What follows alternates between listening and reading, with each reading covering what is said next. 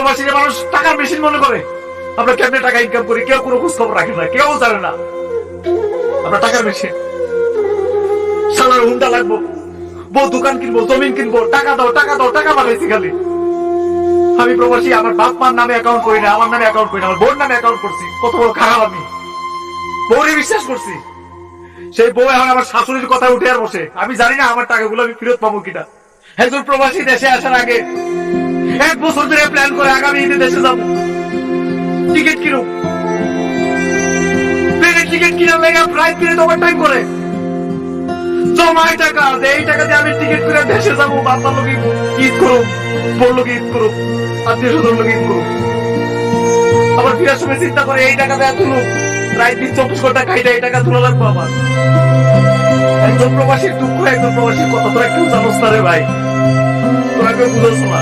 একজন প্রবাসী তো করে গিফট করে, এটা সাবান দিলে কো সাবান আনছো, এটা শ্যাম্পু দিলে কো শ্যাম্পু আনছো। কয়জনের লেগে ফোন আনুক ভাই ক? একটা ফোনের দাম কত তুই ক? কয়জনের লেগে ফোন কিনবো একটা প্রবাসী? ইচ্ছা করে না সবাই ফোন দিতে? শুনলে একটা গিফট দেই তো না, কি তো করে সবাই প্রবাসীর দিকে চাইয়া থাকো, দামি দামি ফোন আনবো প্রবাসী।